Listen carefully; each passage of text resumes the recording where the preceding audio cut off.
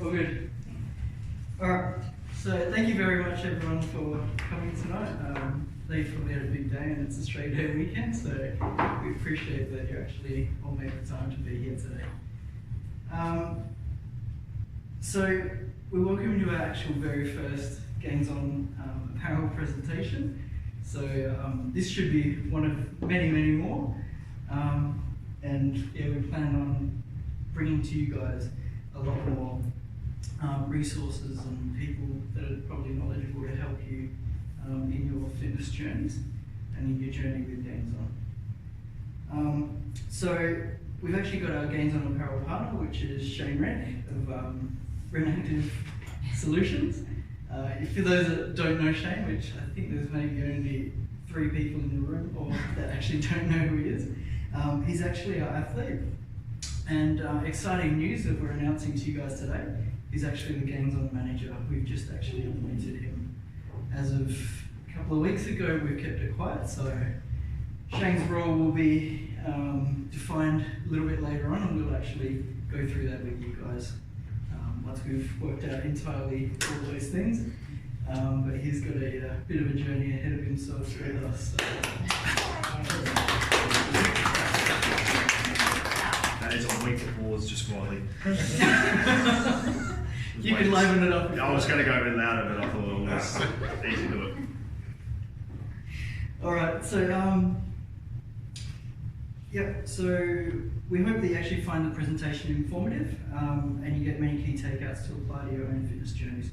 We've supplied some paper and pen and stuff there, so feel free to write down your notes and take them with you. Alright. So I'll just read a bit more about Shane. So I've got to read off this because he does a lot of things and I don't remember exactly what they all are. So I'm not being rude. So before Shane kicks off the presentation, we'll introduce myself. So I'm Mike and I'm actually the co-owner. Jing is actually the other owner over here. If you don't know who she is, check out Gainz on Instagram and you'll see her. She's always posting up her stories and stuff. She's very active. So together we actually created Gainz on back in April 2017. And it's actually quite strange because we just started drawing logos and things like that, which we could show you guys at a later point. But it actually became a clothing line, which is really awesome because that was never the intention. So you don't know what's going to come out of all these ideas that you put together. Yeah, so it's just nuts. I can't even believe that we have a team. So it's really, really cool. So what I'll do is I'll get Jing to come and explain to you exactly what GZO means, which is from the Gainz on logo that she's wearing here. Cool, thank you. Well, as many of you know, our logo is GZO. We've come across a lot of trial and error to get to this point. The reason behind this is the curves pretty much represent the journey of life. As one may say, not everything in life sails smoothly, which is where the letter G derives from. The letter Z represents the consistency and change in which we all need to make improvements to overcome obstacles. The O represents the ongoing process of self-development and growth, and we invite you all on this journey. So that's where our logo comes from. Alright, so Shane's actually an athlete for Gainz on and also a competitive bodybuilder. And he's also our manager. He's also a fitness and nutrition coach who runs Renactive Solutions, and he's actually pretty humble and is a multi-talented guy. Pretty humble. Pretty humble. We're talking about the sunshine here. I was kind of going for, depends on how you know Shane. I like that everyone just done That was going to be one of 2 ways. So with his nutrition knowledge and experience and a passion for bodybuilding, as well as maintaining a healthy life, he actually helps others on their actual fitness journeys as well. So Shane specialises in comp prep for athletes as well as everyone just wanting to improve their fitness, physique and lifestyle. So please give Shane a real warm welcome.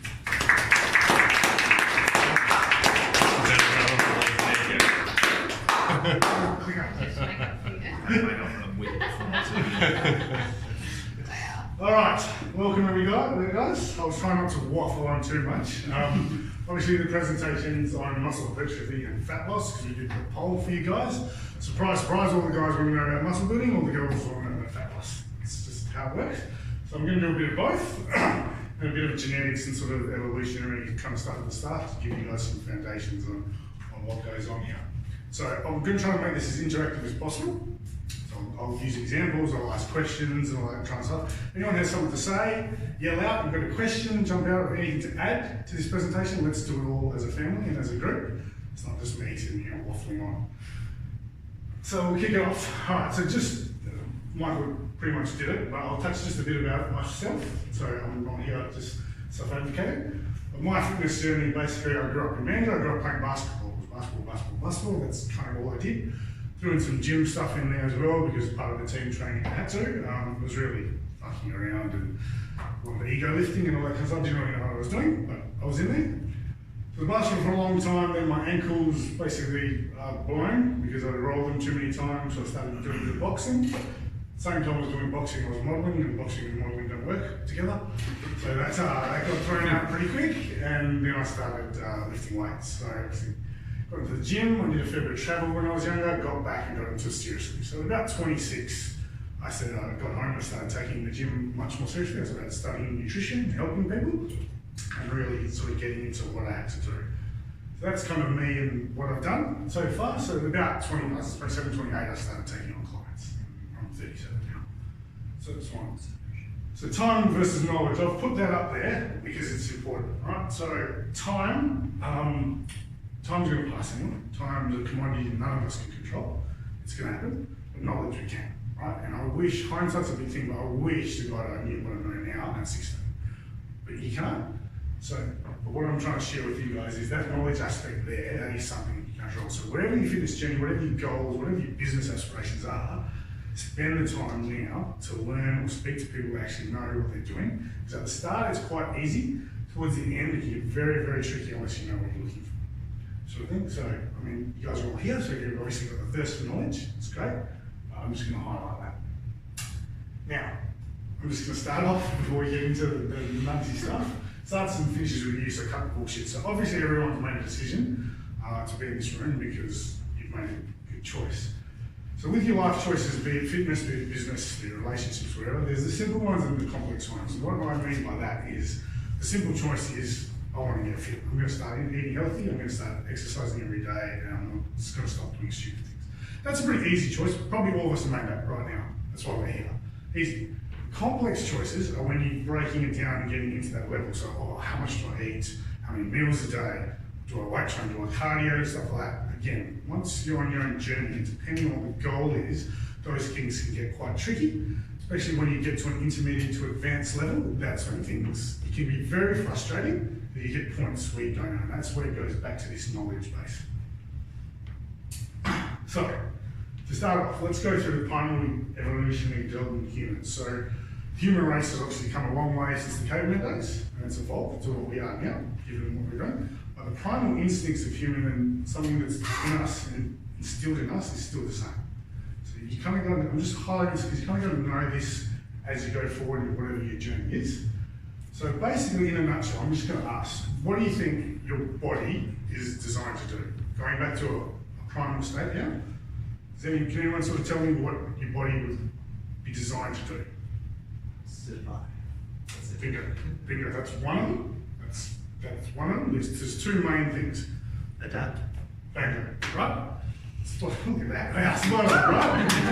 So that's exactly what it's going to do. Your body is actually very, very complex and very, very smart at doing what it needs to do to survive, and it will adapt to do that, right? So basically, back in the caveman days, if you don't need to be a good swimmer, if you're not near water, you're not going to have big shoulders and big feet. There's no reason for it. If you're not lifting rocks every day, there's no reason to have muscles. If you have to run 40 miles to get water, you're going to be a slim and leaner guy. That's just what your body will adapt to and how it will base itself to survive, right? What that means for us is, so when you look at an elite level, the Usain Bolts, the pro NFL players, pro basketball, LeBron James, and all those kind of people, that's not normal. Right? The body's not designed to look like that or do the things that they've gone to extreme levels to basically trick it into doing what it does and then held it at that level. And that's what you guys have to all consider now, depending on your own fitness goals. What do I have to do to play with my body to get there? right? So DNA and genetics have a big part of stepping into that. So DNA, I'm sure everyone knows that it is, deoxynucleic acid, and genetics are the pools that goes into. So again, can anyone tell me roughly what DNA does, what DNA is? Your blueprint. Pretty much, right? So speaking of the blueprint, it's a very, very, very detailed map exactly of the human body, right? So it tells everything, blood types, the hormone types, to which cells are changed into which cells, to your nails, it does everything, right? So that is predisposed, you can't really do anything about it. There is genetic programming in DNA going on, but it's very limited at this point in time. You can do certain things, but you cannot rewrite DNA yet. I'm sure in the future it will happen, but it hasn't yet. So we're all bound by that. Genetics are the groups we get pulled into. I'm going to go more about that later, but it's just a highlight. The other thing I wanted to mention is the indigenous versus today's primary nutrition, and this is a big thing when it comes to your foods, right? So, back in the day, not even back in the day, even to this day, some studies were done over in America, and I think it was the Cayman Islands and the Caribbean Islands for actual indigenous races versus a race the same amount of people in Miami. Right? There was actually massive differences. Now, within that indigenous race, the lifespan wasn't that high, and that's what they used to counteract this argument, but that's because of territorial conflicts and medicine and all those kind of things. However, what they did find in the indigenous race, and they surveyed a whole heap of people, 0 diabetes, 0 anxiety or mental depression, right?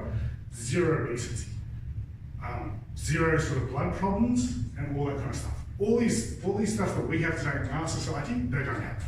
They don't have any of it. Right? And then you go to Miami and it's skyrocketing in fact. You know, even Miami, which is a beautiful town, everyone's fake and plastic, it's still crazy levels of that kind of stuff. And I'm guaranteeing you now that it all comes down to nutrition. Right?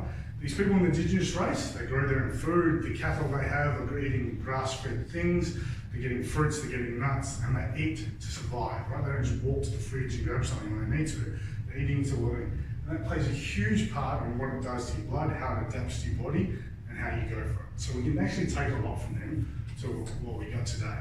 And the biggest problem with today's society, I'm going to highlight it now, if you want to write it down, write it down. There's been numerous studies that have said this, proven it time and time again, yet the government will not do anything about it because of the financial benefits, is sugar.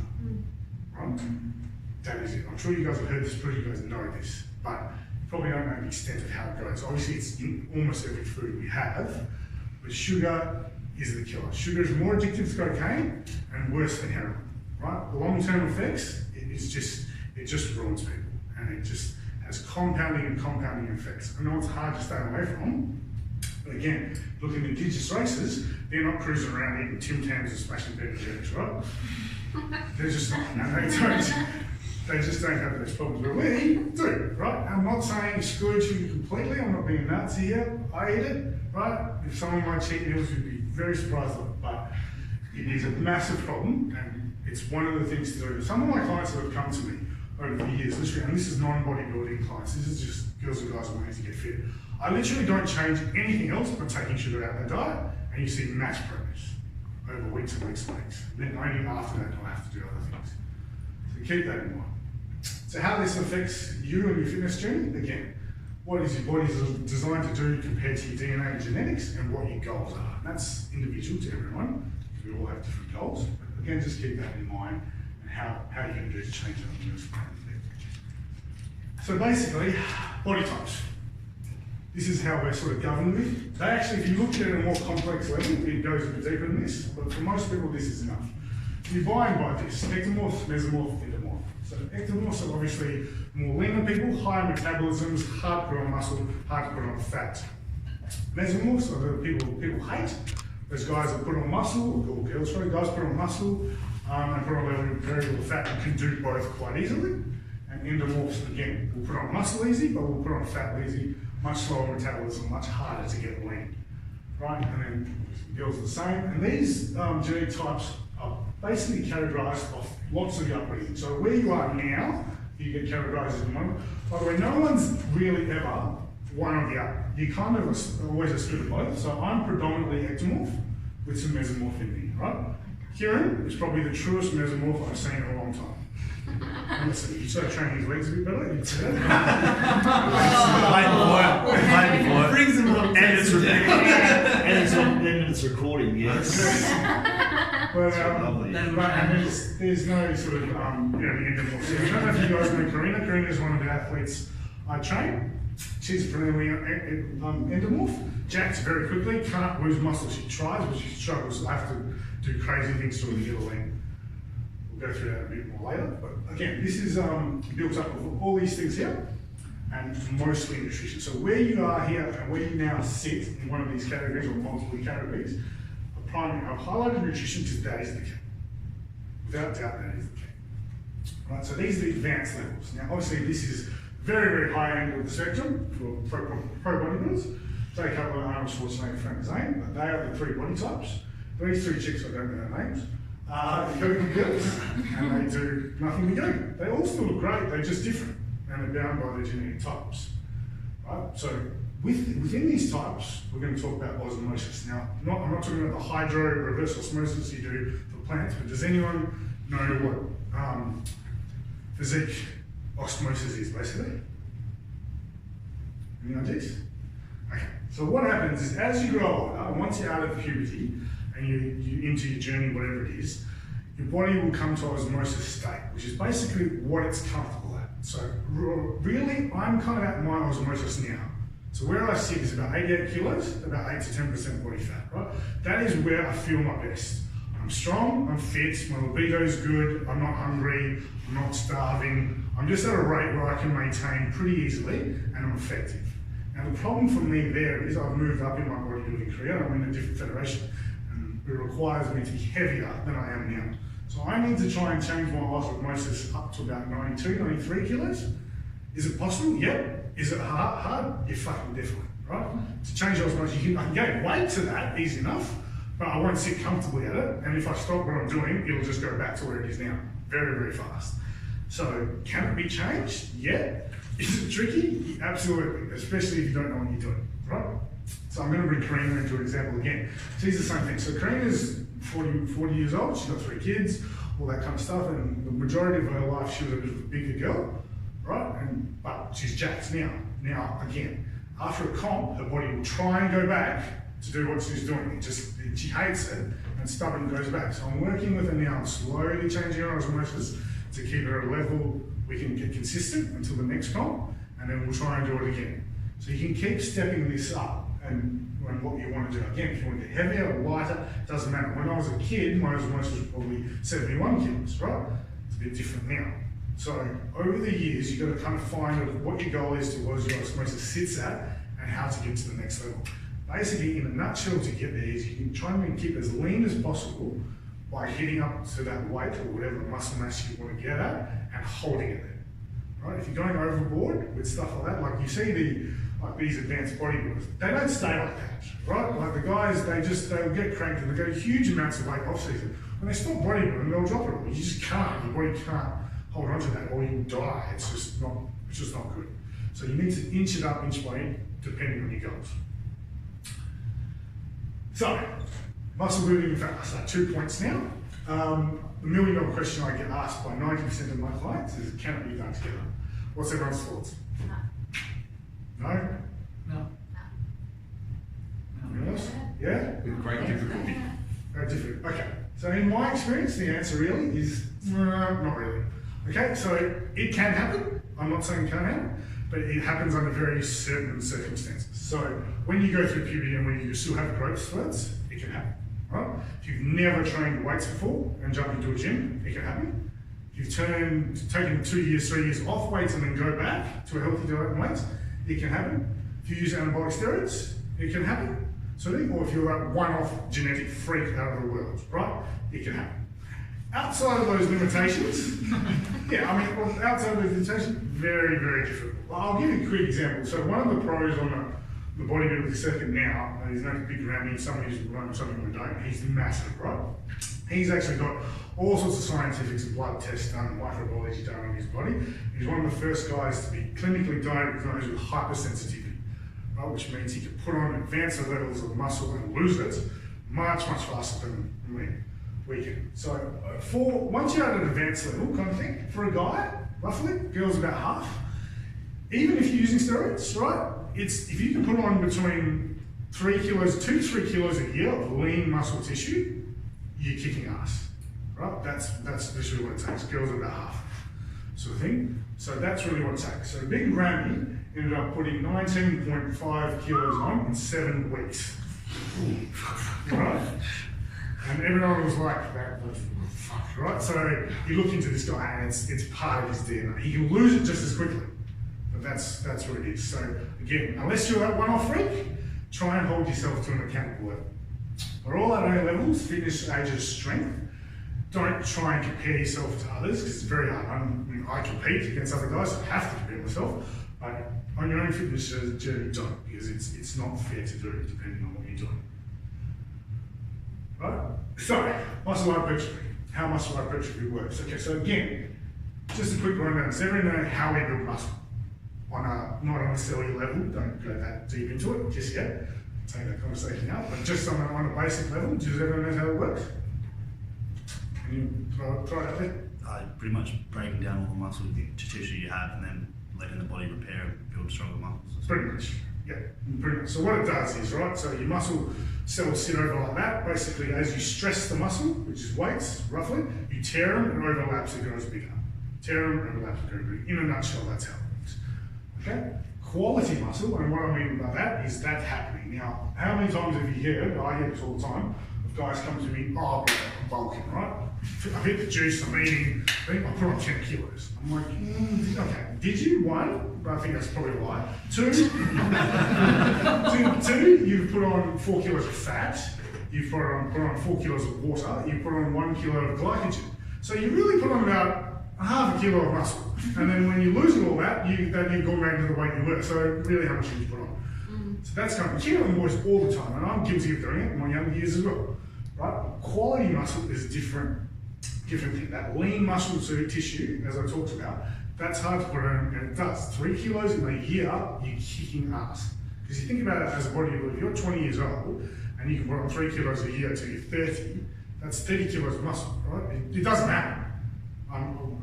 Except the freaks, right? It doesn't happen. So just be consistent with yourself. So what does it take for us and how long? Jesus, that's all independent on who you are, what you eat, how good your lifestyle is, how much you train. Set yourself realistic goals. If you've got competitions or photo shoots or something like that, that's a bit different. But set yourself goals to, and hold yourself accountable goals to get to those points. Okay.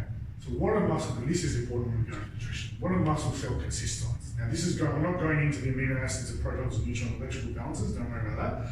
A muscle cell, does anyone know what that consists of? What's in the inside and the outside of it? Any ideas? Okay, so the inside of a muscle cell is amino acids, which is protein. Okay, there's 57 amino acids out there, 26 are essential, 12 are vital, right? There is a combination of whatever amino acids you've got in your body inside a muscle cell. Outside a muscle cell is fatty acids, right? So in a nutshell, that means protein inside, fat outside, dietary fat outside, right? So what do you think we need to build muscle? Protein. And? Fat. Right, sure. Doesn't say anything about carbohydrates in there, right? I'm not knocking carbohydrates, I'm just saying, if you're wanting to build muscle, that's what it is, protein and fat. What types they are and stuff like that can get a bit more complex. We'll go through that, but that's basically what it is. So what else do we need to do for training? Muscle stress, which Kieran said about muscle building. Way to stress your muscles. Ideas? How do we stress the muscle into growing? Tearing it. Yeah, but what do we have to do that? Hypertrophy. Yeah, excellent, okay. So heavy weights will do it. Heavy weights will do it. Explosive movements, like sprinting and stuff, will do it. And volume training, so lighter weights, minimal rest, much higher reps. I'm not talking about stupid high reps. Volume-based training will do it. It will stress the muscle into being outside the comfort zone and it will force it to break down. Okay, what else do we do? Recovery and endurance, right? So, again, what Kieran said, with recovery, I'm just going to use this example. It's kind of gross, but bear with me, right? So if you have your hand and you have a piece of sandpaper, you run it over your hand until it's bleeding, right? You stop, you wait, it will scab up, it will callus up. You do it again, it'll do the same thing. You do it again, and basically you end up with a hand like a rock, right? That's what I mean, but effectively that's like a muscle building. If you go over your hand with sandpaper and it's bleeding, and then go and do it again, it's just going to bleed again, you're just going to tear over what you've done. And that's exactly how a muscle cell works. Your muscle, if you allow it to eat itself, it will do it very, very effectively at that. So if you're overtraining and you're not recovering correctly, your muscle will eat you, I guarantee it, right?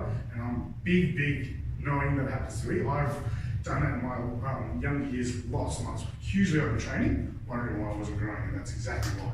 And it takes a lot of stress on your body when you do it. Your hormones and your central nervous system, everything like that comes into play. So when I say DOMS, and that's part of recovery. Does anyone know what DOMS stands for? Delayed onset muscles. Okay, right? So usually people say offset, it's onset, right?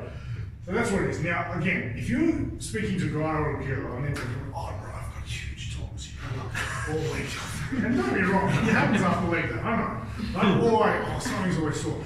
That's not a good thing, right? It's fine to have DOMS and you should be sore to an extent because you've broken muscle, obviously. But if you're sore all the time, it means you're overtraining or something's wrong. Your nutrition's wrong, your rest, something's wrong because it shouldn't be like that. And you're taxing your body to the point where it'll get to a point where it'll start going backwards.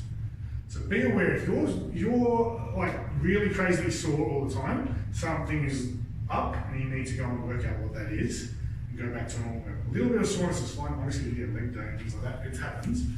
But don't go overboard. Keep that in mind when you're muscle building. So what do we need to eat for muscles? We've gone through the protein and fat, obviously. So macros, everyone knows what macros are. Protein, carbs, fiber. Fiber is a non-digested carb that's classed as a macro if you want to get technical, and fats, or fatty acids, right? Okay, so we'll leave that again. Dependent on everyone, but people trying to build muscle, usually on a high protein, moderate to high fat diet, and your carbs get played with in between, depending on the person. Some people need a huge amounts of carbs, some people don't. Just how it is, it's luck of the draw. So micros are within the macros, and that's basically referring to vitamins and minerals to a state. They are probably as, or if not more important than macros. So the foods you eat to get those macros are full of micros, and that has huge amounts to do with your blood, your oxygen levels, and your muscle building. So, again, one of these things is if it fits your macros diets and stuff like that, pisses me off, because your macros might be the same, but if you think you're getting the same benefits out of McDonald's than you are for a lean chicken breast and avocado and brown rice, you're fucking nuts, right? Because it just doesn't have the same. So your micros need to be on point as well as your macros. Right, and the third and last thing comes in last is supplements. Is there any sup reps or anyone work in a sup store here? No, because I'm going to say some things to piss people off. I'm waiting with one for this. Right, so me too. And look, don't get me wrong, I'm sponsored, so I get the supplement things.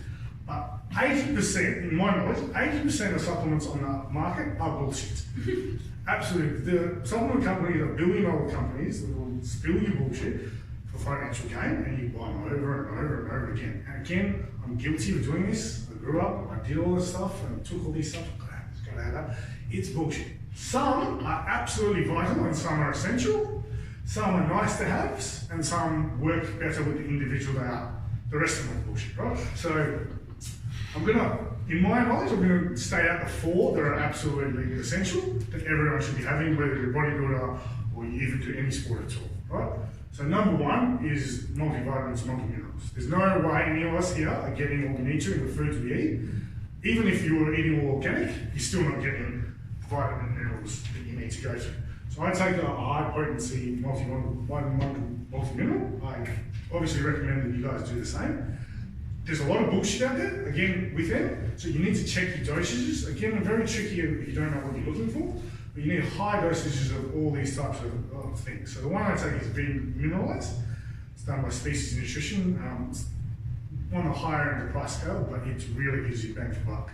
The reason why I use that one, the main reason I use that one as opposed to a cheaper one, is it's because it's chelated.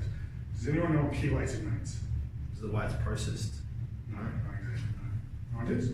Okay, so basically when you take a normal multivitamin, multi-mineral, generally the absorption rate is about 30 to 60%, which is a problem. Because if you've got your doses right, or your doses are almost right, or a little bit low, and then you're only absorbing 30%, then that's a problem. Right? So it goes through your digestive tract and most of it will go to waste. Chelated means bound to amino acids. So these vitamins are stuck to amino acids. Amino acids go into your digestive tract, go straight to your bloodstream. So now you've gone from a potential 40% absorption rate to 98, right? Which makes a huge difference, which is why I take it. So all the vitamins I get, I know I'm getting, and I feel better for it. So that's the number one sub you guys need. What's the name of the one you take? V-mineralized. V-mineralized. And who's it by? Species Nutrition. Okay. Right? There's another few good ones out there. If you guys need recommendations and stuff, swing it past me and I'll help you out. So the next sub that I'd highly recommend, or say would be essential, is fish oils and primrose oils. So break it up into omega-3s, omega-6s. That's why. So you can get it from wild salmon oil, you can get it from krill oil, there's a few different places to do it, as long as you get it. Primrose oil has 9 omega-9s in it, and a different thing on arachidonic acid. That's why I like combining both, but I would highly recommend you have both. The reason they are so essential, again, going back to your body and how adaptive it is, there's a lot of different types of fats out there. There's polys, monos, trans, MCTs, blah, blah, blah. In the polys are these ones, so that's where your omegas are listed. Now, your body, again, being as adaptive as it can, if it needs to, if your balances are out in your fatty acids, it can actually take your own fat, it can actually take protein, and to an extent, it can take carbohydrates, very inefficiently, but it can, and it will convert it within your own body into these fatty acids and top up your levels, right? Very adaptive. Pretty crazy that it can do that. It cannot with omega-6s, omega-3s, omega-6s, impossible, right? So you need to feed your body that to keep to a healthy level. It's just a must. No one here and no one in Perth is eating enough wild-caught salmon to fill those levels, right? You're just not. So you have to supplement. Along with supplementing comes with all these other benefits. Your blood levels, your insulin suppression, your growth hormones, your testosterone hormones. It does all sorts of things. So absolutely recommend those. Okay, the next one is protein, and that's generally because most of us aren't getting enough protein we need to get. But again, when guys trying to build muscle, it's very, very hard to get in that amount of protein from food. If you can do it, great, knock yourself out. I'm telling you now, and I try to as well, 7 meals a day, 200 grams of protein each serve, it's a lot to get down, right? So getting a high quality protein, which is high in protein, low carb, low fat, pretty good. Again, it's not essential, but it's pretty good. And the fourth one is, oh god, we've gone through, what am I forgetting? Fish oils, fibre. Five, was it? Sorry? I thought you were going to say fibre, sorry, that's it. Okay, the other one is fibre. Hugely important. Again, none of us are eating enough fibre we can, even if we are eating a shitload of vegetables, you're still not getting enough. So a dual source fibre sub, very, very important, because you don't get the other source from food fibre. Now, again, I'm going to the muscle contraction. So your colon and your digestive system is like muscle, like anything else. It needs to be worked and contracted. You can't without fibre. So basically, if you don't, what happens is it blocks up and you absorb toxins back into your body after the food you've eaten, which is not good, right? Cause things. So really, really, really you need a fibre sub to get that going. I take a cheap one, I take Muscular.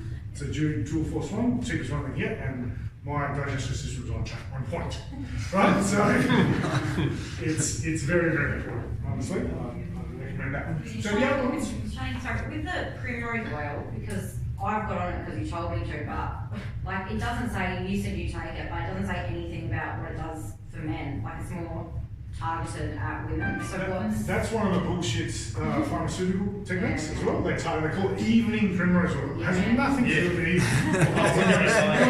It makes no difference at all when you take it. It's just bullshit. They target at women because obviously women's hormone production is different for guys, so it's more beneficial to keep girls' hormone levels stable.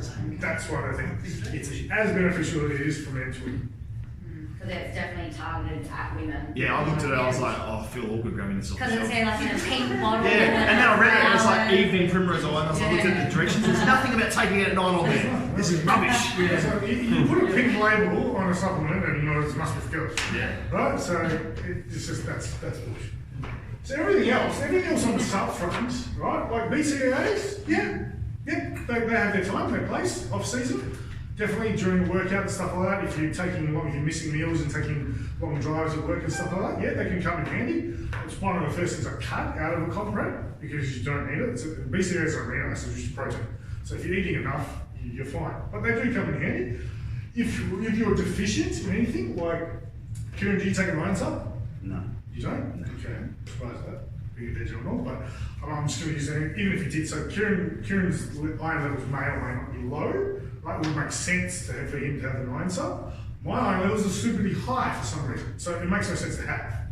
So that's the same with L-carnitine and all that kind of stuff. If you're deficient, it's useful. If you're not, you don't need it. Now, again, excluding the bodybuilders, or if you're doing a photo shoot where little bits help and all those little bits put together might help you at the last day on stage, yeah, okay, I can understand that. But for the majority of us, don't waste your money, right? Pre-workouts and fat burners, I have my own ideas on it, but I don't take them. I haven't had one in probably 3 years. I used to be one of those guys all the time. You got to get up, right? Oxygen, bam, full morning cardio. Got my sweat on, right? Yeah, I've got my sweat on. I go to work, 4 or 5 cups of coffee a day, and then bang, C4 before I reach that. It's just crazy. At this point, it's just like, well, why don't you do some cocaine, do some crystal meth, right? You'll have a hell of a workout, but what about all the negative ramifications, right? Your catabolism, your sleep suppression, your hormone. It's not good. Do not overstim, right? Like if you need a pre-workout, you've had one of those days or weeks in a row, fine, take it. But don't get reliant on it. It's not good for you. Like I said, I've done my best in the later part of my career. I don't take it anymore at all. I have a couple of cups of coffee, and that's fine. But I think, and then all the other subs, I don't really mind to. Again, unless you need them, no. I don't think so. Okay, so what else do we need to do for muscle hypertrophy, right? So obviously rest and sleep and recover. The more you sleep, the better it is. There's a lot going on when you sleep. I know you think you just passed out. As far as the body goes, there's a lot going on when you sleep, so it needs to do. Body treatments, via massage, via needling, like chiro, via physio, it all seems like it definitely does help. Releasing, I got a jab today and I'm feeling a lot better, sort of thing. Relaxation being spas, saunas, relaxation massages, things like that are great. Mental treatments, talking about like yoga, meditation, whatever it takes for you to not stress and relief. And stress relief could be whatever. Hitting a boxing bag, going for a run, playing with your dog, having sex, whatever it takes to get that stress release it's important. So the less you can stress, the better your body is, obviously. So to wrap up on the muscle side, what do we need to do? So eat right, train right, sleep as much, supplement correctly, recover as much as well, and keep non-stressed, which is your mental zen, and non-damaged, right? So non-damaged is a big one, and I'm going to just use this example. And don't get me wrong, I was a kid once, I'm very much guilty of this. But if you have a killer week in the gym, you're eating spot on, doing everything right, you've got your midweek massage done, you're feeling great, Friday night comes around, you have a sesh, you go around to the boys' house, have a couple of beers, Friday to Saturday, all of a sudden you drop 2 pills and you're out to Amber at 4 in the morning chasing girls, right? Then you didn't get us, so you're back in your mate's house Sunday smoking cones, right, to bring yourself down. Probably not going to be good. You're probably going to do a lot of damage, and that week you just kicked ass is out the door.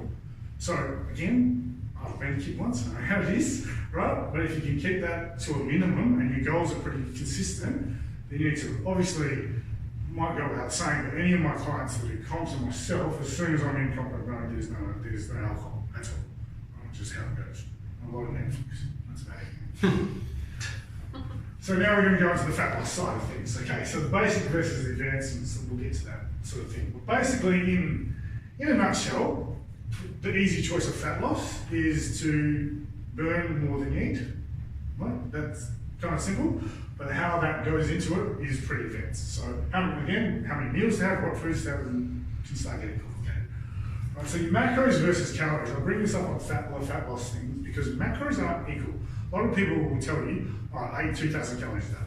That's great, that's a total, and I can roughly gauge what that is on someone. But if you're eating 1,000 grams of carbs versus 1,000 grams of protein, you're going to have 2 huge different scenarios going on. So they're not equal. It's a good idea to have a total, but they're not equal. So I'm way more concerned on people's macros and their ratios than I am their calories, right? Especially with guys and stuff. The guys eat a lot, right? They eat 6,000 calories. Well, what are you eating? Like, it doesn't really matter. You overeat something. Right, so whatever, unless you've got a super quick metabolism. So you need to keep that in mind on your fat loss journey about what macros you're eating and keeping that in a calorie deficient mode. So that's what I said there. So obviously to burn that, to burn fat, you need to be negative. To put on muscle, you need to be positive, basically. And what I said before, the two are very, very counterintuitive, and it's very, very difficult to do together. So you're not going to build on lean muscle tissue. Now, one of the things that happened all the time to me is when I first started comp prep, 2 or 3 weeks into it, the boys were like, oh man, you look bigger. I'm not. I'm not bigger. I'm down the scales and I guarantee I can put on any muscle tissue, but I'm leaner, so I look bigger. So that's the illusion that you have to take in second. So the trick is to keep all your muscle and lose all your fat. Right? Easier said than done. But to do that, you have to be in a small calorie deficit. Right? Fat cells versus brown cells. So just a quick one without going into the deep science. Your fat cells have 2 receptors, your alphas and your betas, okay? Alphas are easy enough to burn if you do the right things. If you're doing your fitness and cardio and eating right, they'll burn. The betas are stubborn as fuck, right?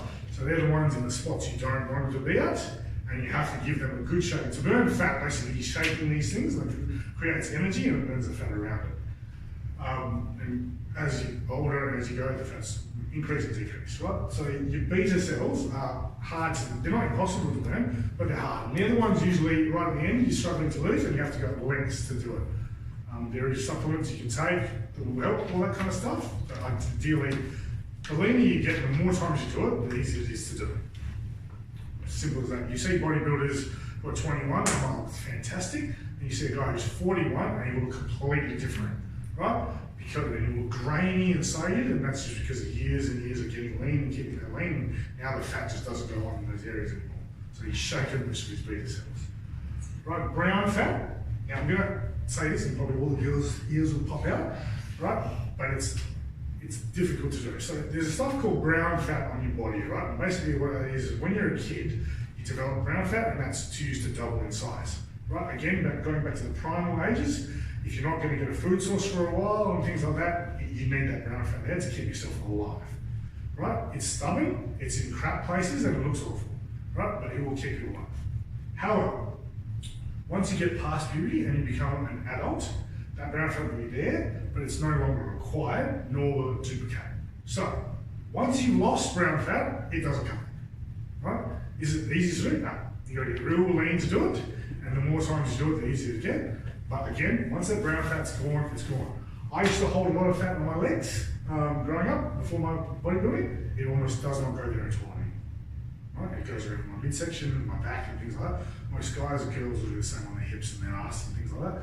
But once it's gone, it's gone. So the trick to do that is getting as lean as possible, losing as much as possible, and then coming back at a steady rate, and it won't come back in the same places. Right? So the types of diets for fat loss, right? Okay, if you're a bodybuilder, you're doing extreme diets. If you're on a fitness kick or whatever, you're doing extreme diets. Monique, I know you like buying into your little diets thing and all that. But my recommendations is long-term stuff. Something that you can do that's sustainable. These 8-week challenges and stuff are great, but generally what people do, they go hard in these 8 weeks and get stopped.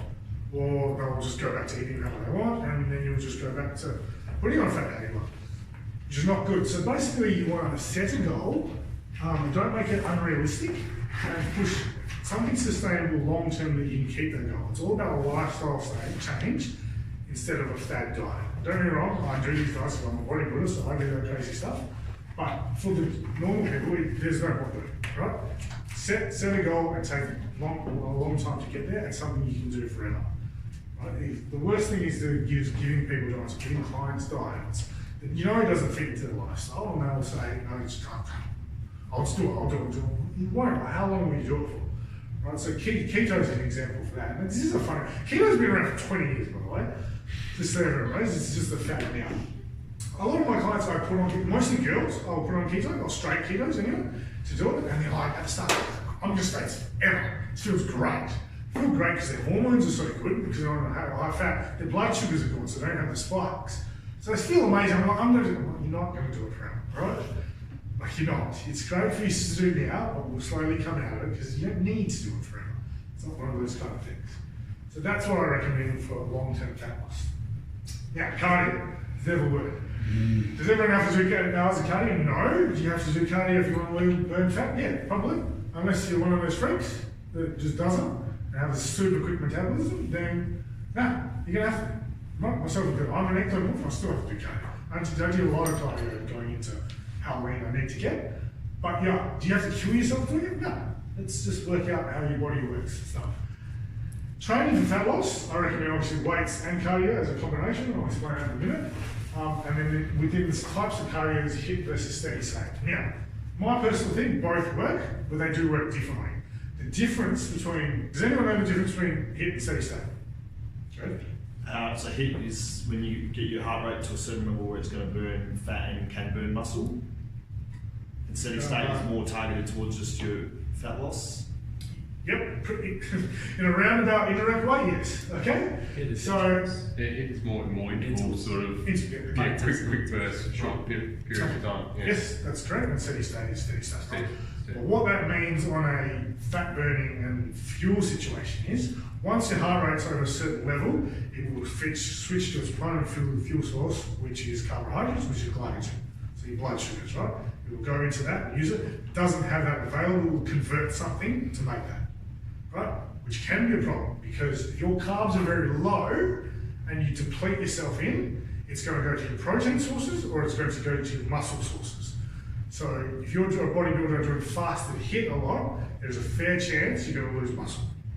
Unless your protein is that high, which it probably shouldn't be. So that's just something to keep in mind. They do work, and if your carbohydrates fine, off-season stuff, if you're doing HIIT, yeah, you'll absolutely burn fat. You've got half the burn effects and all sorts of things it does, but just be aware that that's what the fuel source goes into. Steady state predominantly uses fat, right? It will use fat, and it will break up fatty acids and fatty tissue to use as a fuel source. That's the benefit, and that's why you find most bodybuilders, aside from the straight mesomorphs, will use steady state much more often, myself included. So I'll do that, and it's boring as shit, but you kind of just got to do it, right? That's one of those things. So I just want to highlight that. That's the fuel source, and that's how it works. So fat loss from specific areas. Now, again, 90% of my clients ask this, probably 100% of my girls ask this. Yep, Shane, I want to keep my tits and my ass and lose fat everywhere else, right? And I'm like, great, I'll just put out my magic wand and here we go. Doesn't happen, can't happen. You can't do it. There's things that can ramp it up and things you can take and things you can do to encourage it in certain areas, but generally no. You're bound by your DNA and genetic code, and generally, as a human body, you'll lose fat like that, right? It will come off the areas it needs to come off, and it will hold on those primitive areas when it needs to. Basically, if you want to look good all around, you just need to get lean enough. That's the end of the story. Internal body fat, so the subcutaneous is visceral, that's the internal body fat on your organs compared to the stuff in your muscle cells and outside of your skin, right? That's where it all stores. Basically, if you lose all your internal body fat, you'll die, so no one's under. Obviously, I get very, very lean for a comp. I'm in the red zone. I mean, any bodybuilder that does a comp who's lean enough is in the red zone, so you're in the danger zone. That's why you don't stay like that. Sort of thing. So I get down to about 1% internal, right? Any lower than that, we can get problems. Organs shut down, all that sort of stuff. So you don't want to lose that, but you won't. If your visceral fat is too high, if your internal fat is too high, you ultimately get the same problems. You get organ problems and stuff like that because there's just too much fat around the areas. So once in my life when I was bulky and I got to about 98 kilos and I felt awful, right? I wasn't really putting on too much fat on the outside. I didn't think it was anyway. It kind of looked the same, but I was on the inside and I had issues over it. I had a hospital visit and all sorts of stuff going on like that, and I changed my diet. So you need to be aware of that. So your subcutaneous, that's the stuff under your skin, your muscles, obviously to look your best, you want to have full muscles, so your muscle cells need to be full of fat, but you want to have as little as you can between your skin and your muscle, right? If you've got a high level of fat there, that's what creates that soft look that people don't like. The less you have, the leaner you'll kind of look. Right, so what do I eat for advanced fat loss? That's a really good question, and that's individual completely. Basically, on a general rule of thumb, I'm going to say for a person that lifts weights, high protein, moderate fat, moderate to a higher level fat, watch your carbs. Right? If you want to lose fat, the first thing you do is drop your carbs. Don't take them all out together. Right? There's no reason for that. But lower the carbs first, and you'll drop then you will lose weight. After that, that's when you start paying the proteins. Now, if you're a girl that doesn't lift weights 5 days a week, you don't need the same protein levels as guys do, right? You just don't. So you obviously got to put that in mind, sort of thing, but you just want to see carbs. And the reason why I'm saying carbs is, again, with muscle cells, we need protein, we need fats. Carbs are a fuel source. That's it. That's all they serve their point is. They convert to blood sugars, which is glycogen, and go through your muscle as a fuel source. Your brain will always, I don't care who you are, what genetics you are, your brain will always use carbs first. That's why when you go into keto, if you heard it, when you're using ketones to burn muscles, it takes about 3 days. So 72 hours roughly on the average person, some people less, some people more, but roughly it will take 72 hours for your body to adapt to a state where I'm carb depleted, and now I have to start using fat. Right? So that's, keep that in mind. But outside of doing keto, you probably don't, most of you probably don't need to do keto. It's great, and it obviously works for girls, but if you don't need to, or it's something you don't want to do, then just stop your carbs. Right? Going further than that, on the advanced side, again, individual, if anyone has any questions about that, hit me up after, and we can go through how many sort of meals you have, what fruits to have, etc. So there is a few tricks you can do to do it. But basically, portion sizes, right? Portion sizes are vastly important. So your total calories, your total macros, portion sizes, type of foods. So again, McDonald's versus healthy foods, and how much you're getting as an energy source. Then again, combined with your cardio and your weights, that's good. So supplements, there is some supplements that get up for fat loss. So L-carnitine, again, if you're deficient, can helpful. Fat burners, I don't really rate, I don't really take myself. I don't even go into a comp, I don't take them, but they can work for some people. So sure, and then there's obviously the higher end of the scale. If you're going into the steroids thing, there's things you can take that will help, and it does work, but that's at everyone's discretion, right?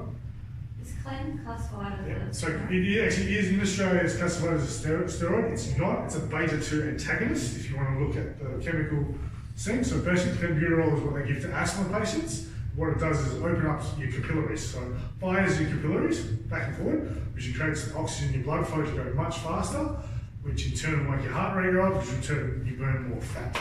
Right? That's how Clen works. It's highly effective. You'll find most people in Hollywood and most people in Perth are probably on it. They just don't say anything, but it is classed as a steroid, right? There's another one called DMP. I don't know if any of you guys have heard of that. I'm highly against that. And I won't encourage anyone that takes it, I'll take off my book straight away. Right? Basically, it's derived from dynamite. And what it does is it tells your muscle cells to turn on energy straight away. So they just get heat, and it just burns the fat. It's stupidly effective. It works, but a lot of people have died for it. It's because the effective dose for a male or female in clenbuterol, for DMP compared to the fatal dose is very close. Which is why I'll never play around with it with any client, because it's too risky. Right? There's a few other things you can take like that. There's thyroid medication and blah blah blah that all work, but generally you don't need all that bullshit, right? I guess unless you're doing a Photoshop or you're doing a bodybuilding competition, it's untested and things like that, you don't need any of that kind of stuff. You can do it from diet and nutrition and exercise on it easily, right? So the wrap-ups for fat loss. So eat healthy and fresh. Try and go organic as much as you can. I know organic's very expensive if you go all that, but it is better. So try and go it when you can. Again, watch your portion sizes. They're vast thing. Most times you go to a restaurant and the portion sizes are too big. They just are. And they're always too big in carbs. Right? So they'll give it, alright, loads of protein, they'll chuck on some oils and fats, and bang, the whole thing rice. Right? You just don't need it. I usually cut down, when I'm eating even manders and things like that, I'll usually have half, if not less than that, of the rice, depending on where I am. I'll have the rice that I need, and I'll just eat the protein kind of thing, and if it doesn't have fats, I'll chuck in olive oils and stuff like that. Train weights, girls and guys. If you want to lose fat, train weights. The reason for that is you have stronger muscles and you have more muscle tissue, the more energy you burn. 4 times in fact, right? So the density of muscle is 4 times is how much energy you burn. So combination of weights and cardio is going to give you much better results than just one or the other. Right? Obviously your cardio in there, based on your hit or your steady take or what you want to do, and again, supplement correctly. Again, going back to the fish oils and the high fat diet, fat gets a bad name because body fat. Dietary fat has nothing to do with body fat. So if you're on the correct level of fats and the correct type of fats, and the correct spreads of fats, you'll be having for the day it will fat loss. It will create fat loss, right? So just an example of my diet, I eat whole eggs, definitely. The next meal has nuts. The next meal has olive oil. The next meal has macadamia oil. Then I'll have, for dinner, it's like a high fat meat. Then I'll finish with peanut butter, type of thing. Huge spread of fats, different types of fats, and I get everything I need from that. I pretty much do the same with proteins, besides for my iron levels, because I've taken red meat out now. I try and spread my proteins against as many different types as I can. So again, as we were saying, bison, venison, kangaroo, all of that, they're very, very effective meats, right?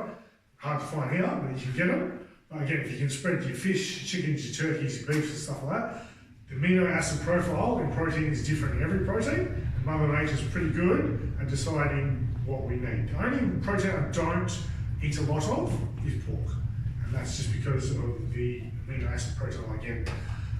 The reason for that is pork, along with shellfish and things like crabs and crayfish and stuff, they're bottom feeders, so they're not eating what cows and things like that eat. So the amino acid and the nutrients you get from it are not as high. Right, so beef is classed as one of them. There's a couple of other, I think caribou and some sort of Alaskan whatever has the highest level of amino acids in protein.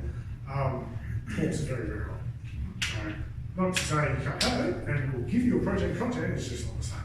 Same with salmons, right? On the fatty side of things, right? Like a wild-caught salmon, fatty acid profile is completely different to a farm salmon. The protein levels will be the same, and the fat levels you get will be the same. The type of fat's completely different. And that's because farm salmon are eating pelts, right? And wild-caught salmon are eating plankton. So what they eat and how their body processes it is completely different to what we get. This is the problem with modern day societies. When you're eating foods, you need to be careful about what you're eating, what you're looking out for. So my closing advice for all of you guys here on your own journeys is, again, choose a diet that you can sustain long term, right? It's something that you can do as a lifestyle, something you can stick for. If you hate what you're doing, you're killing yourself and you're like, oh, my life, I have to do this again. You're just not going to do it, right? So choose something that you can do. You have a goal.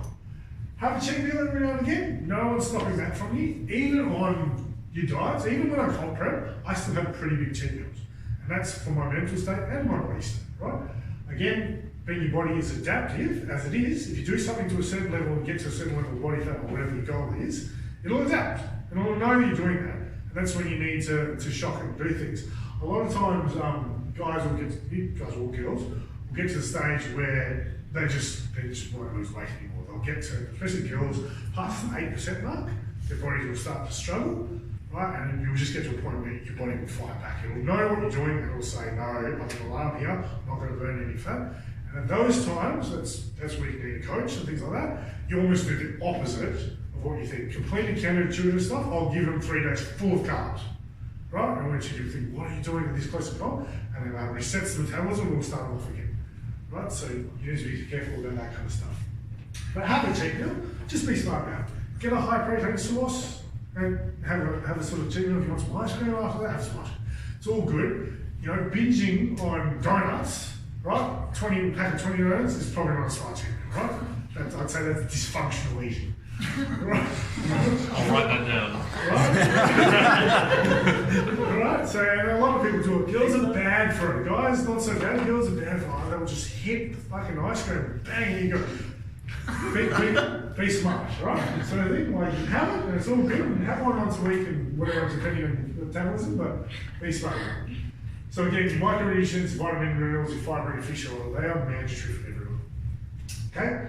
Make your foods interesting and taste them good. Spend your time, use your spices. Spices are all fine, right? The majority, unless you're reading the packets and they do have hidden sugars and hidden carbs, which some of them do. But the majority of spices, turmerics, chilies, things like that, have no calories at all, so knock yourself out, right? Make those foods interesting. It'll make you want to eat them more.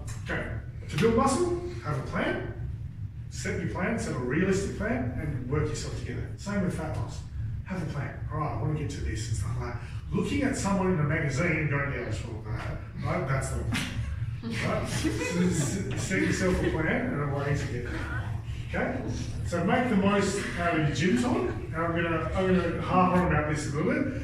How many times have you walked into a gym and you see this? Or people taking Insta photos, girls checking their hair, guys looking in the mirror, all that kind of stuff, that's not making the most of the gym time. That's bullshit, right? Might as well stick on Instagram if you're going to do that.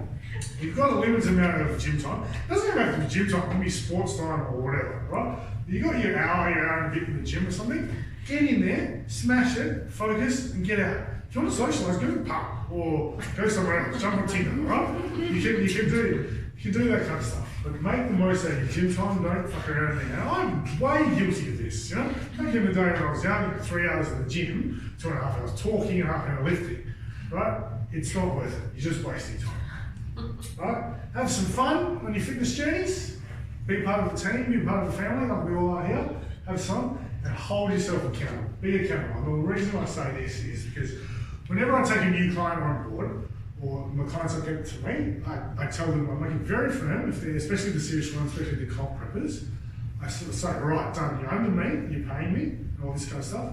From this date, you're accountable for everything you do. The numbers don't lie, and I know if you're bullshitting, right? So everything you put into your mouth and everything you do and don't do, I will know, and you're going to be held accountable for that, because we're marking you and measuring you every week or every 2 weeks.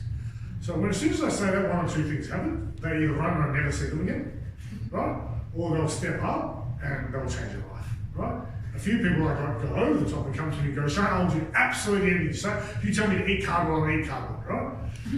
We don't need to go that far, but when you have a client like that, you know you're going to get results, because whatever they do, I'll say to them, and all it is me getting the science right. I don't have to worry about what they're going to do and not do, and it will work, right? So if you're accountable to yourself and to your coach or to whatever, you'll get a lot of benefits. So now I'm just going to open the floor to anyone who wants to bring something up, or any questions you guys have, anything you'd like to share based on what we sort of talked about. Or any other topics. You should have done photos from your first comp up until like what you look like now. Show them show them though, like, you know, your nutrition and your training, how over the years that how much it changes. Because you from your first comp to now is just miles apart, you know. Diet, training, all the rest of it. So. Sure. Yeah, that's it. Actually, I will say one thing. Where's that photo? Right, okay. Now, that photo I put up, that's not to be a wanker. I don't usually put photos of myself up. But when I say have a plan and have a journey, right, and be realistic, and don't look at magazines and compare yourself to other body types and things like that, right? That was done for one of my latest photo shoots. It was a decent shot, right? Sort of thing. I'll explain to you what I did to get that shot, right? That's 16 weeks of comp prep. That's 2 comps back to back. That's carb depleting, carb loading, water dropping, 3 coats of tan, on the right angle, with the right sunlight, tensing at the right time, just to get that shot, right? So it's not a cruise around every day looking like that, and nor does anyone in the magazine. So when you see these pros and people like that, just be aware that that's what they're taking together. That's a stage shot, it's not reality, right? Hold yourself to a realistic level. Anyone else got any questions? Yes, Michael. I was actually going to ask you before, but I'm glad everyone's here now. With salt and stuff, is there like a volume of salt that we should not have or should have, or what's acceptable? Okay, that's a pretty good question, right? So again, this goes down, I'm going to bring 2 things into part of this. This goes over the years of studies and that kind of stuff. So a lot of times there was a huge cut on sodium, and we thought sodium bad, heart benefits, blah, blah, blah, it does all sorts of things. It kind of got spunked of like, it's all bullshit. Now, I'm not saying go overboard and drink tons and tons of salt, but basically, again, your body's very efficient at using the sodium it needs and getting rid of the stuff it does. It'll sweat it out, right? Especially for bodybuilders, where you're going through, or not bodybuilders, so gym people, if you're training weights in the gym, and you're sweating and you're pushing your muscles, and your body requires sodium. If you don't have sodium, you'll cramp, and you'll find all sorts of issues, and then going stuff up. Even when I'm using diuretics for a comp, when I'm losing all my water, I use potassium sparing ones, so I know all the problem is my sodium. So if I start feeling funny or cramping, I should put sodium into the body, and it doesn't change anything, it just makes me feel better.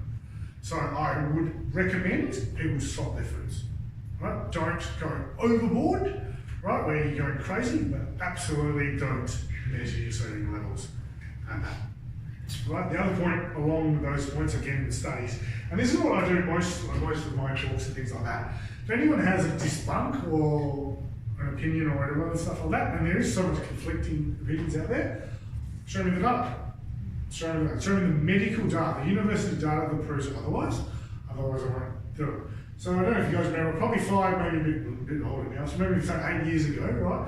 Remember the low-fat fad that went around? All of a sudden, all this comes out: low-fat foods, low-fat yogurts, low-fat.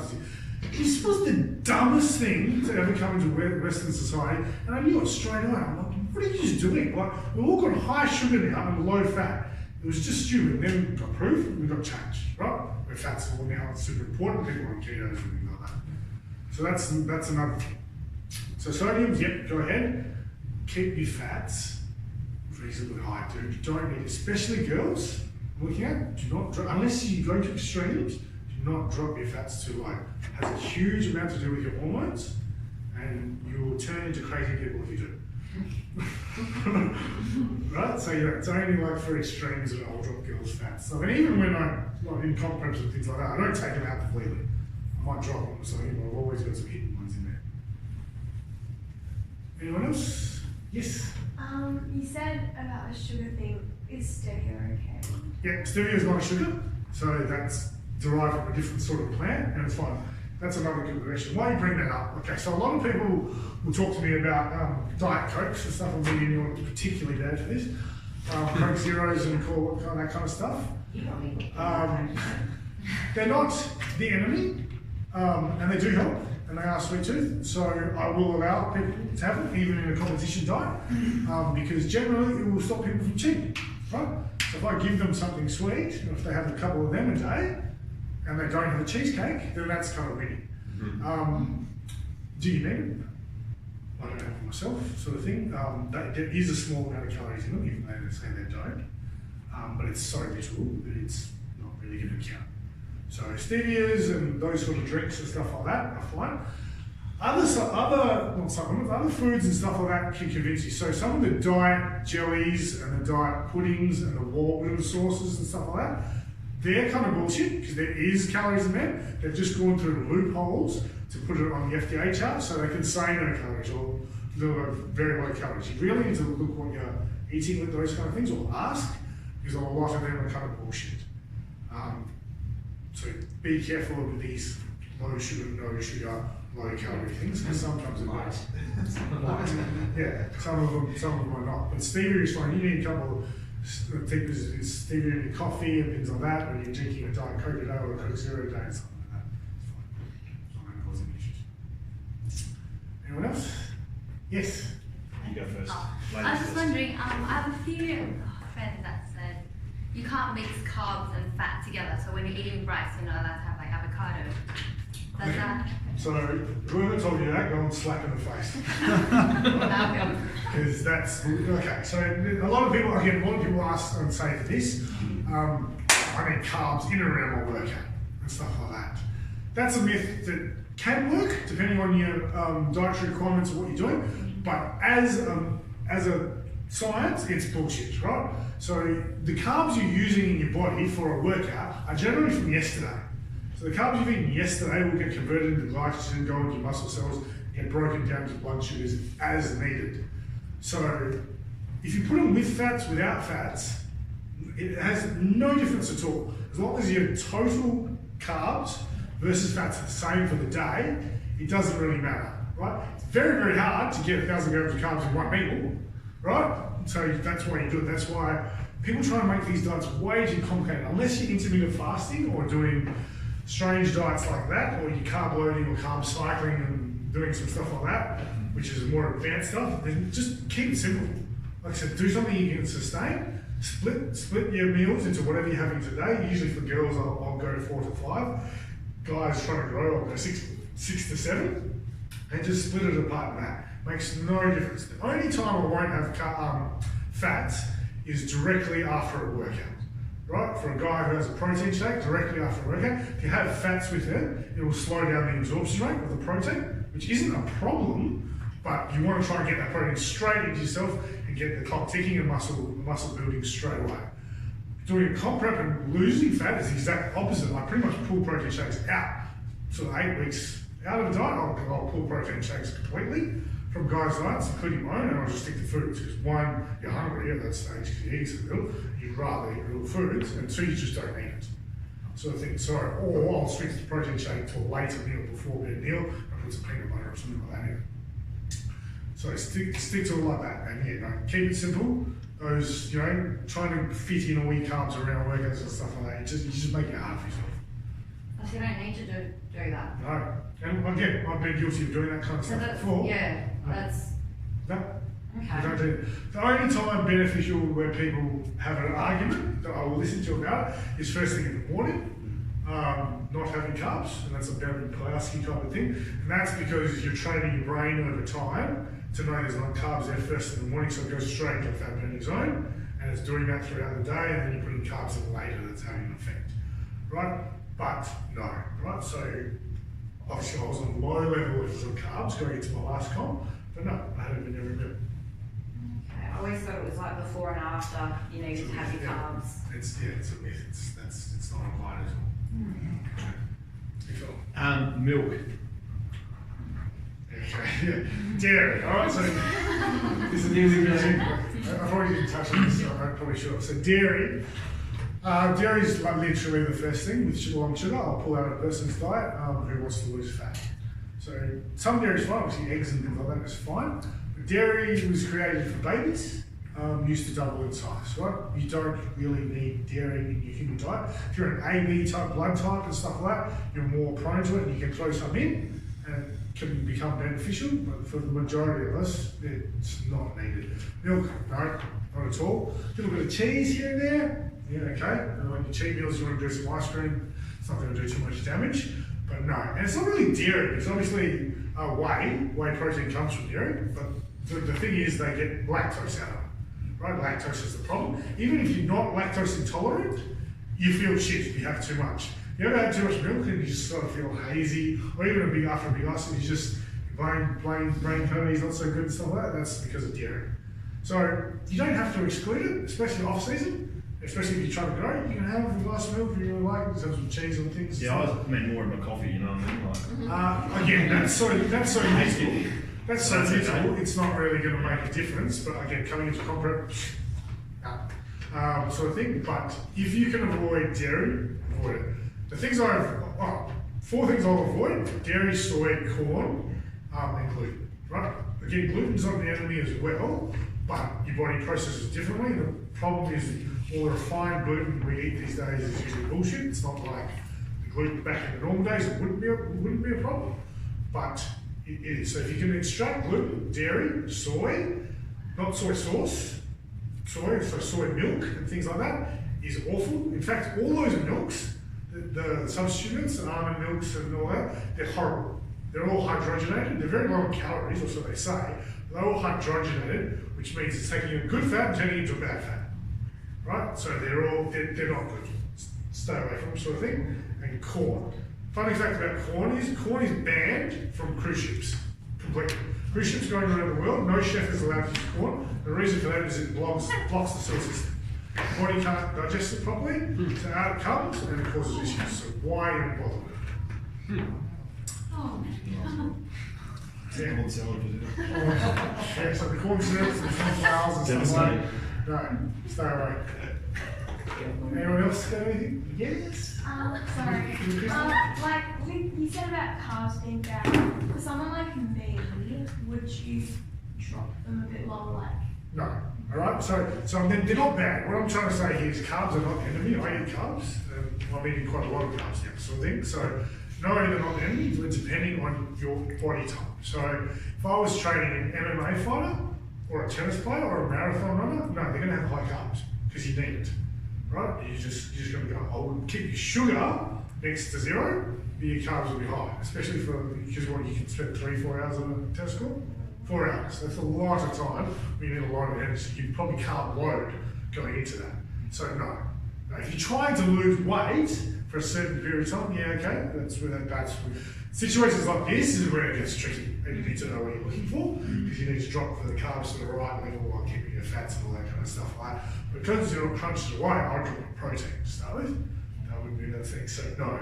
For people, those sort of athletes, runners and things like that, no. You need carbs. and even for bodybuilders and stuff like that. Or if you just got a super quick metabolism. So obviously, again, I'm going to use Karina as an example. Karina, I'm taking carbs pretty much completely from get-go. Throw it a few times in, I'll give her some cheat meals and all that stuff. I've got another little Estonian girl, Liz, who works under me. This is 23, I think, herself. I can't feed her enough calories, right? Even going into a comp round, right? Every 4 days, go and have a burger. Go and have a burger. She's flattening out. It's just super quick metabolism, right? Like I was when I was younger, and you just can't really lift the calories. So it's like it took me 5 weeks to get that girl ready to a comp round, right? Because it was that quick.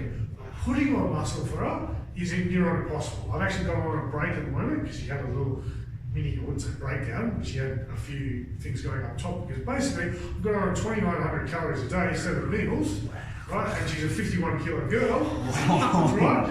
Tiny girl, and she still won't grow. Metabolism's that fast, and she's like, I just can't do it. I can't take her around 7 meals over Christmas and stuff like that. So I've pulled her back and said, stop. Just go back, let's have a break, go back to eat normal, eat whatever, just eat healthy, do your thing, and we'll reassess it coming into the new year and into the next comp.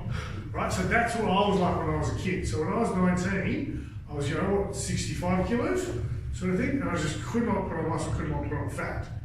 I just wasn't, obviously as I get older, that's happened, sort of thing. I guarantee you, I'm telling you now that even though I kind of look like an athlete, I have kicked and fought for every ounce of muscle I put on.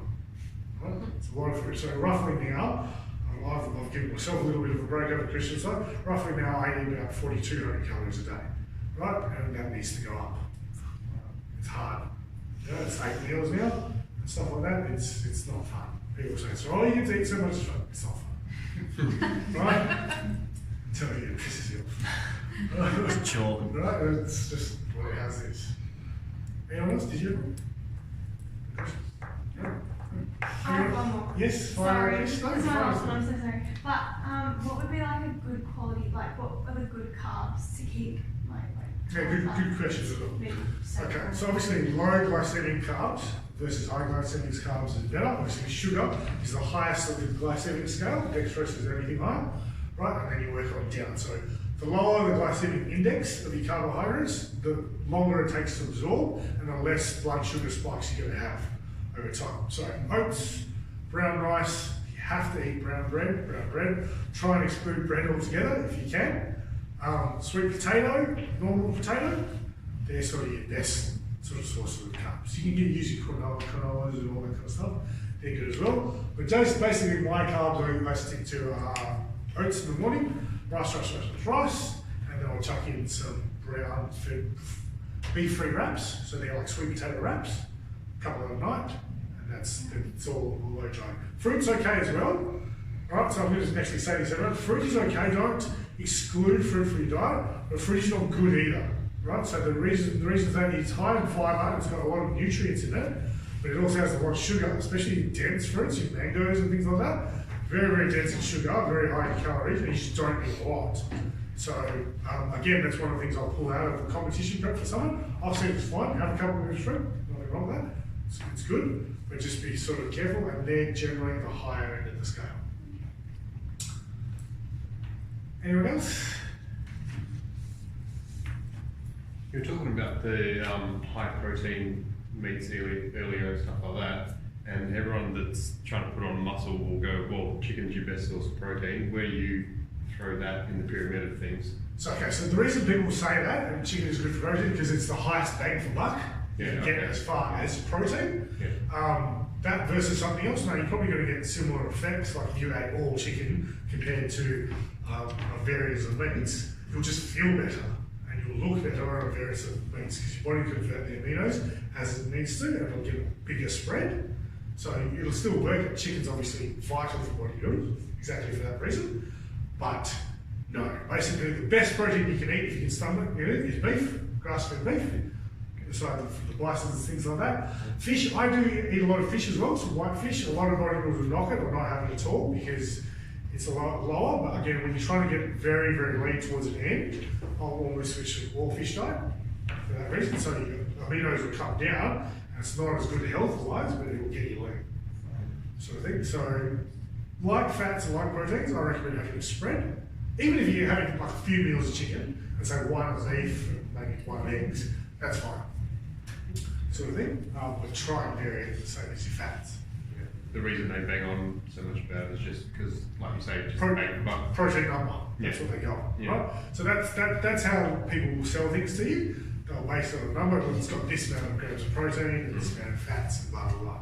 Right? So it looks fantastic, but when you go into looking exactly what it does, there's usually a lot more to it. Anyone else? No? Okay. And Oh, actually, I do have one thing. Okay, Yeah, sorry. Water. So, how much water, like, do you recommend people have? And like, is there a certain time, or is it just throughout the day? It's the same. Right, that's another good question. Again, water and your hydrogen levels based on the individual you are. So obviously, you're not going to drink the same as your girlfriend. Yeah. But yeah, so I do recommend as much water as possible without going crazy. Now, again, I went crazy at a point, and it was about the same point when I was bulking up and I had that hospital visit, and the doctor came and asked me, how much water are you drinking, mate? Because your creatine levels are kind of out of skew. I said, probably 8 litres a day. He's like, Fuck. why are you drinking that much? He's like, are you water loading? He said, no. And he's like, bro, give your kidneys a break. And I was drinking way too much. So I probably halve that now. So I probably drink, I'm a bit bigger now, so I probably drink between 4 and 6 litres a day. Obviously I'm using a lot through my workouts and stuff like that, and sweating all that, and I do a bit of cardio, all that kind of stuff. So that's roughly what I sort of drink. Coming closer to comp, I'll water load and drop and all that kind of stuff. But drink as much as you can, where you're not feeling bloated and full, but you're hydrated all the time. So if you're taking a piss every 2 hours, that's probably good. That's what Yeah. Alright, so that wraps up for me. Thank you everyone for listening. I hope I didn't waffle on too much. I hope you've all grabbed something in there. Again, if anyone wants to go into more deeper type of science and very specific questions, please just hit me up. Or if you guys need any coaching and nutrition, I'm available. Other than that, have fun on your journeys, and thank you for coming.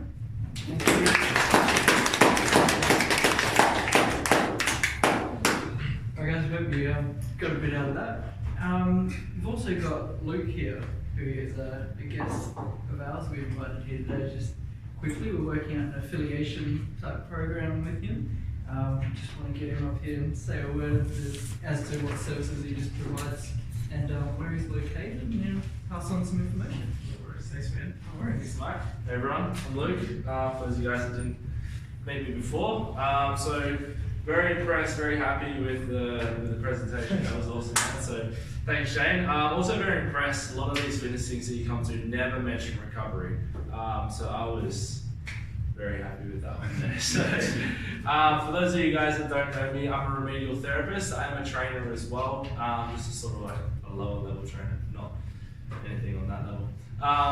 But basically what I do is a lot of rehab, prehab, injury prevention, that kind of thing. So if you come into my office and ask me for a full body relaxation massage, I'll tell you to get the fuck out. Leave now. Okay, so that's definitely not what I do. It's not where I'm good. I don't enjoy it. So basically, yeah, what I do is I assess your body. I see where there's movement dysfunctions, and I get you moving a lot better. Obviously, that's going to help you training, improve your performance, get your recovery up, that kind of stuff. So yeah, we do that with the myofascial cupping, dry needling, joint mobilizations, all that kind of stuff. So for you guys, especially if you sort of want it to be going on stage, that kind of thing, I'm sure Shane can back me here. You sort of get those muscles working, not so tight, they're going to open up, they're going to get that blood flow, they're going to get that fullness about them, and it's also injury prevention as well. Like you want to be able to squat, you want to be able to build those legs, those knees are starting to give out, this, that, the other, and then we've got to sort of look at that, we've got to assess what are you actually doing, what muscles are you overusing, what muscles are you underusing. That's kind of the principle that I work off a lot, and that's pretty well what I do. So yeah, I mean, I have a couple of flyers up here, guys. If you guys want to take one, feel free to follow me on social media, that kind of thing. As Mike said, we are sort of working some stuff out at the moment, but you guys can all have one of these for now, so it's just 15 off your first treatment. I am treating from home from now until I get a bit busier to get into an actual clinic. but the service is all the same. I guarantee you will have a better experience with me than you will have with probably 90% of physios and other physiotherapists around. Okay, cool. Cool. Awesome. Cool, and that's it, guys. So, for you guys that are already on the team, we've actually got revised contracts that we can give to you. You can take, or if you have to sign it,